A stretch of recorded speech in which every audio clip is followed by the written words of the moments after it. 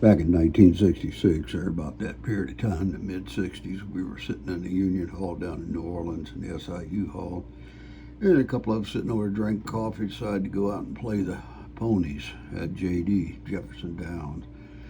So we all jumped in somebody's car and drove down there and met a couple of boys that were on another ship we were on. They were the steward there, old Frenchie Aber, and a bunch of them, and we all got to drinking beer and betting on horses. And by the ninth race, a long shot came up, and old Frenchie put in about $500 on a horse on a long shot, just the hell of it, because he'd been doing good all day. And he ends up hitting that son of a bitch. And that thing ended up paying, I don't know, $4,000 or $5,000. It was a big pot, man. Anyhow, next day, she showed up at Union Hall and had a brand new 66 Mustang, 6-cylinder, 3-speed. Couldn't believe it. It was a beautiful little car. And he happened to come up to me and he says, well, hell, you want to go to California with me? I'm going to go out there. You can drive me. I said, shoot, yeah. So we took off for California. But before I got out of New Orleans, I almost ran that son of a bitch into the Mississippi River because I didn't know where I was going. And I almost went over one of the viaducts or whatever they call them into the ocean. But fortunately, I stopped and we finally made our way back out. And we made it to San Francisco. We're going to go up there, and we checked in at the Arlington Hotel up there in San Francisco. And got to Union Hall, registered. I was SIU, and we were in the SUP Hall. And I guess he registered with MSCS. So we ended up waiting around for a couple of days there, and we finally found a ship. I caught one as a AB or either an ordinary. I can't remember which I was on that trip. Well, anyhow, we ended up, I ended up catching the ship, and he stayed there, so I left him, and I had to go on board her in a hurry, so I threw my bags together and ran out and got on her. We went to Tacoma. In Tacoma, we were filling up with grain going to India on this T2 that was jumbalized. It had the straps, and it was specially made for bulk carrying. So it took only a couple of days to load in Tacoma. Nothing much happened there. It got a little snow. And we headed out, I guess one afternoon we got underway and went out through the straits and went out in the Pacific. And about 2 or 3 days out in the middle of the ocean. I was on the 12 to 4 watch. Again, I was on the wheel, and Jerry was out on the wing of the bridge because the seas were awful rough and the wind was blowing pretty strong. He was on the port side wing of the wheelhouse, and he all of a sudden came in there, and Mate and I were talking, but he interrupted us and says, "Mate, come here and look at this cloud. It's coming right for us, and it's moving pretty fast." So the mate ran out there and he looked, and he came back in and he went over to the screen. I was looking at the computer screen myself. You could see a faint line or something coming towards us. And he says, "Hell, what is that?" I said, "I don't know, but we're starting to go up." And all of a sudden the damn ship was going uphill, and I was walking backwards off the wheel. And I walked right up on the bulkhead in the middle of this damn thing. And all of a sudden, that white water broke and hit midships and just shook the hell out of the ship. Knocked out portholes, bent the bulkhead in, knocked heads off on the mate's deck and sinks, and it woke everybody up. It set the alarm off. In fact, the low water alarm went off in the back, and the abandoned ship automatically started blowing. And we thought it was the end. We come up on top of that thing and flipped back around. We were going the opposite direction. Literally turned that ship around. If we weren't loaded, I think it had just flipped us. But being that we were deep in the water, we made it through it. But the thing is, we were loaded with grain. If one of them hatches ever cracked, that grain would have gone up like popcorn. It would have blown that ship apart. Anyhow, we made it back, and the next day, we finally got back on course, and the next day we were out checking damage, and it was unimaginable. The front mast was knocked down, the one that had the forward range light on. The catwalk was down. The windsoll was pushed back, and the anchors were gone. It had done that much damage on the front. And the front of that damn midships, down by the mate's deck, just below the captain's deck, it was just caved right in. It just like a perfect little smash. It caved it in, blew the portholes out, knocked, like I said, knocked the heads off and disrupted anything that was on the bulkhead. So that took some repairing by the deck maintenance. Anyhow, we made it into Yokohama. We had to make an emergency stop. The shipping agent, apparently set up a shipyard so we could get into in Yokohama. We stayed there for a couple of days, repairing winches and putting a new anchor on, and I guess they did some work to the bulkheads. And we got laid and got drunk and all the other things on Cherry Hill down there in Yokohama. And we started heading out, and we were doing some deck work one day, and I had pretty long hair, and then I was getting tired of it because I was getting paint and shit in my hair. So I was in there shaving my hair off, and I decided, hell, I'll just make me a mohawk. So out in the middle of the ocean, here we are. It was pretty calm, but I made a mohawk, had my long pigtail out the back, and I found a damn feather, and I stuck in the back of it. So I was walking around looking like a fucking Indian with a feather in it. And we wore short pants and sandals and t-shirts on when we weren't working.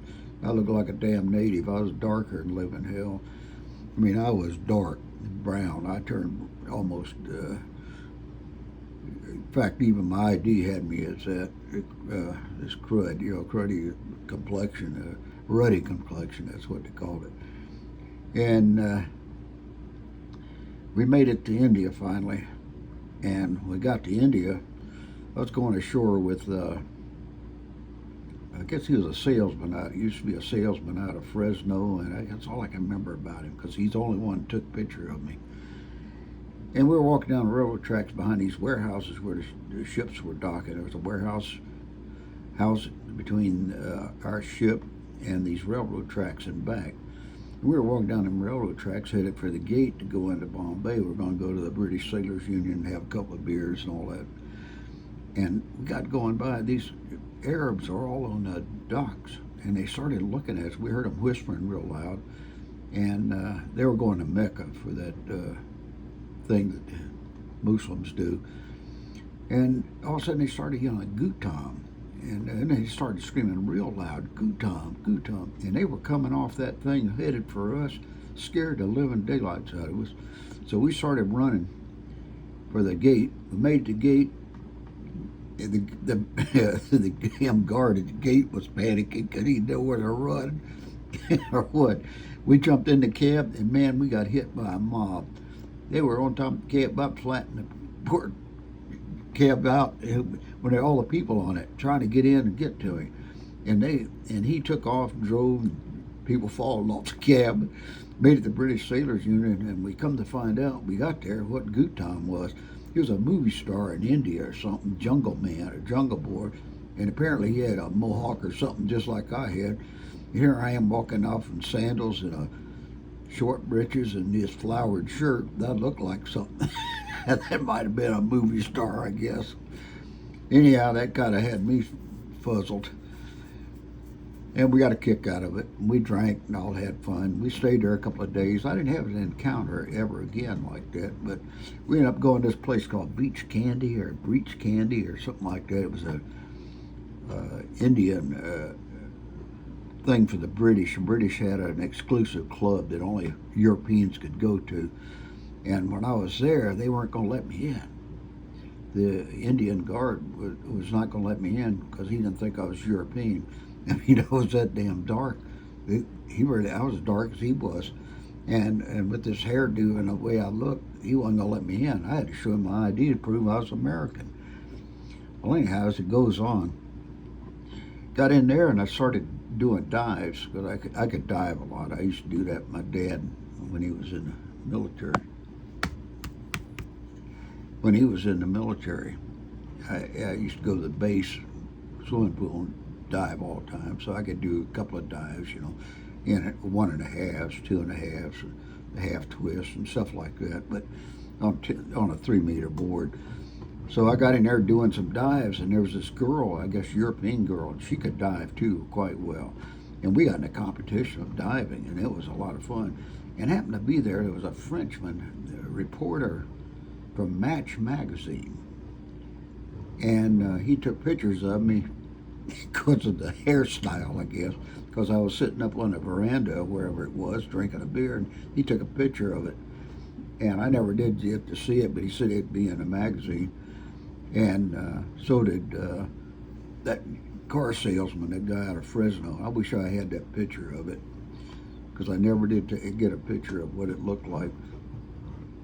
So we stayed in Bombay until they unloaded the ship, and we were out at anchor. They had to do something else. We moved the ship out and dropped the hook, and we only had 1 or 2 days left. So we took a launch in, and we had a couple other ships out in the bay there. Went and picked up different crews in this one launch.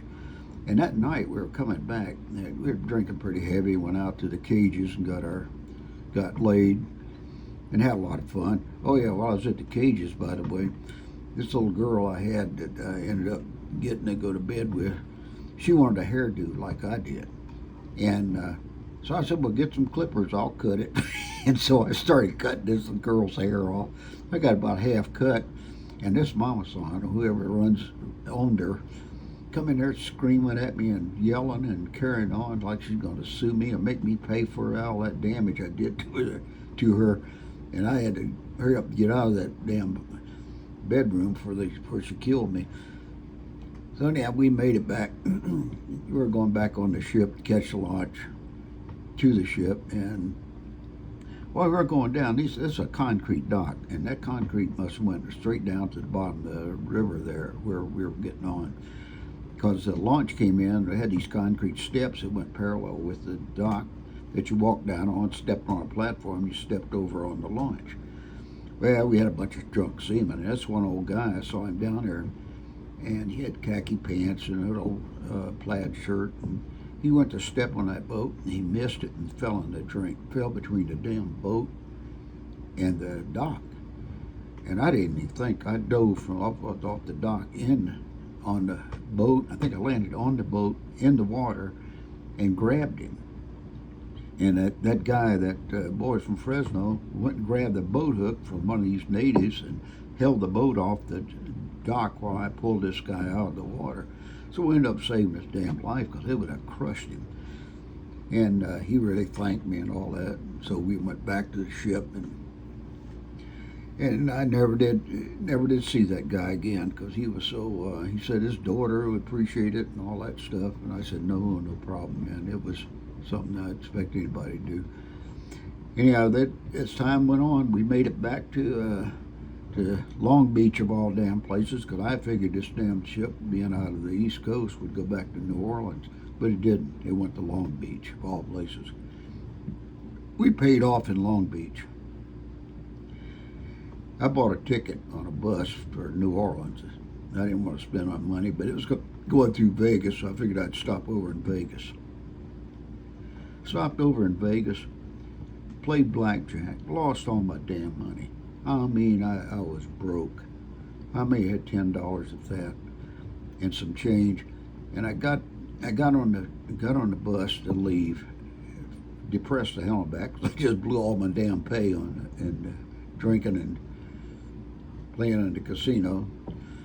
And on the way to New Orleans, I met this Cuban girl, hot Cuban girl, and we started making out on the bus and carrying on and getting really ready to do it right then and there. But we got to New Orleans, and she figured let's go get a hotel room and have at it. And so I didn't know what I was going to do. I figured, well, I'll get off here and see if I can call someone and get some money.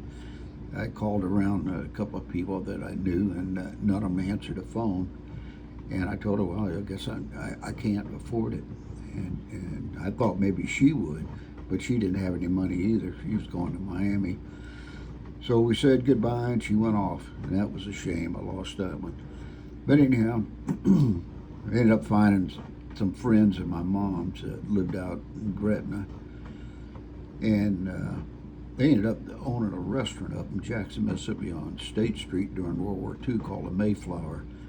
And Gladys was her name. I can't remember her husband's name. Anyhow, that was the way that trip went, and it was one nightmare, I'll tell you. We'll see you later. Next trip, buddy. Bye.